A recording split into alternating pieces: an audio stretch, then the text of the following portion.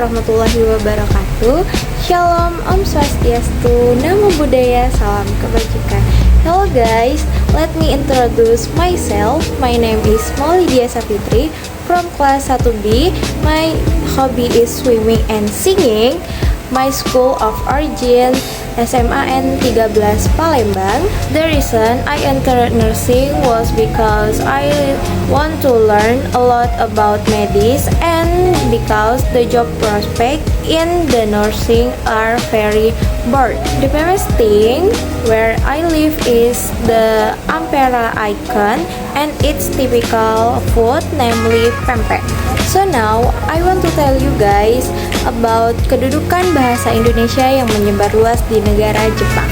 Kedudukan bahasa Indonesia yang menyebar luas di negara Jepang di dalam bidang ekonomi dan politik. Indonesia sebagai negara dengan ekonomi terbesar di Asia Tenggara memiliki hubungan perdagangan dan diplomatik yang kuat dengan berbagai negara. Di dalam bidang ekonomi, Indonesia adalah mitra dagang yang sangat penting bagi Jepang. Jepang banyak mengimpor bahan baku dan energi dari Indonesia, serta menanamkan investasi besar di bidang otomotif, infrastruktur, dan energi.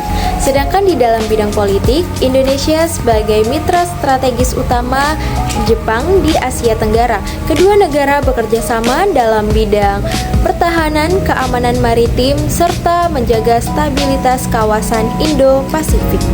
Lalu bagaimana sih kedudukan bahasa Indonesia bisa menyebar luas di negara Jepang? Yaitu dikarenakan minat masyarakat Jepang untuk mempelajari bahasa Indonesia terus menjolak.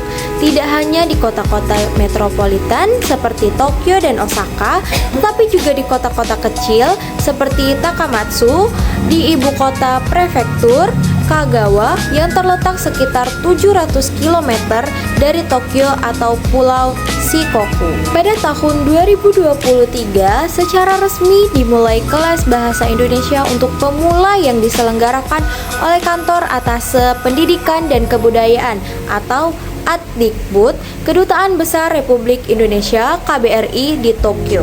Antusiasme yang tinggi terlihat dari jumlah pendaftar yang melebihi kapasitas kelas dengan 30 orang peserta dan 6 orang di daftar tunggu.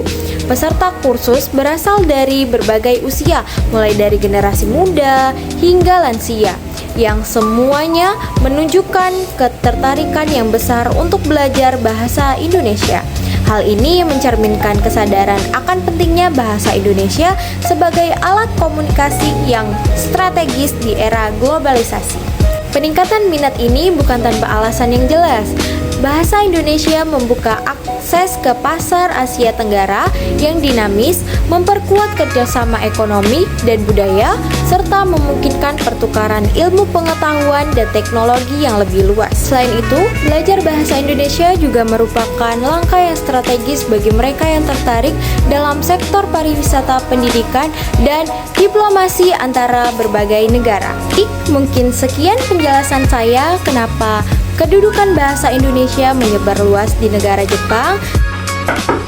Good morning, Miss. My name is Lydia. I'm the nurse on duty today. How are you feeling today? Good morning, Miss. I'm okay, but my body still feels weak. Alright, I'm going to check your blood pressure and temperature first. Your blood pressure in a bit low, but still within the normal range. Your temperature is also normal. Oh, I see, Miss. I had trouble sleeping last night. The might be because of the new environment in the hospital. I'll give you some pain relief and mild sleeping pill so you can rest more comfortable. Baik, terima kasih, Sus.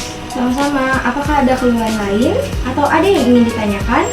Ini, Sus, bekas operasinya terasa sedikit nyeri. Nyeri ya? Saya lihat dulu ya. Sepertinya lukanya sudah kering dan tidak ada tanda-tanda infeksi. Nyeri ini adalah wajar setelah operasi. Nanti saya bantu bersihkan dan ganti perbannya ya. Baik, terima kasih, Sus. Sama-sama Ibu. Habis ini Ibu akan sarapan Menu hari ini ada nasi tim, sayur sop, dan telur rebus. Apa Ibu ada alergi makanan? Ate sus. Baik, kalau Ca itu kami siapkan dulu sarapannya. Kalau ada apa-apa, jangan sungkan untuk manggil kami dan perawat lainnya ya Ibu. Oke sus, mau kasih banyak. Sama-sama Ibu, semoga cepat sembuh ya. Iya sus.